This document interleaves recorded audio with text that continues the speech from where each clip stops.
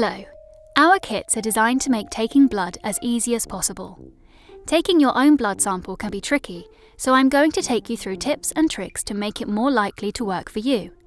Let's get familiar with exactly what we've got in the kit.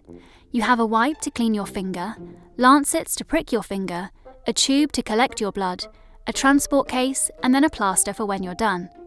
The only thing we don't include is a tissue, so grab one before you start. If you're nervous about taking your sample and think you may feel faint, you could ask a friend or relative to help. It can also really help if you drink lots of water before taking your sample. Being well hydrated helps your blood flow more easily. Next, we need to make sure your hands are warm so the blood flows easily. Wash them in warm water for a few minutes, or hold a hot water bottle. Then swing your arms in a circular motion, and clench and release your hands several times. Lay everything out ready on a table in front of you. Stand up if you can, and you're ready to collect your sample. Remove the lid from the tube and gently push the tube into the corner of the case so that it stands up. Wipe the end of your middle finger with the cleaning wipe.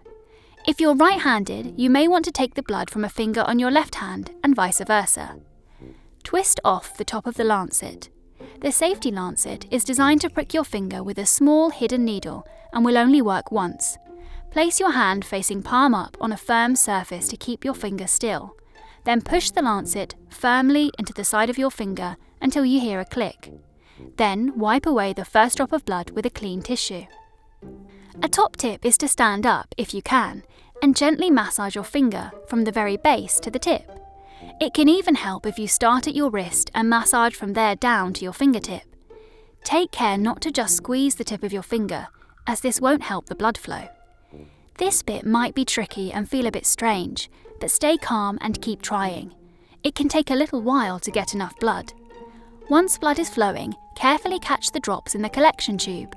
Try to fill the tube until it reaches the top line, which is about 15 drops of blood. Don't worry if you can't quite reach the top line. We can still do most tests if the blood is past the lower line, marked 400. It's okay if you find it hard to catch enough blood. There are extra lancets in your kit. Take a breather and then try again with a new lancet on a different finger to keep collecting blood in the tube. When you've finished, hold your finger firmly with a tissue until the blood stops.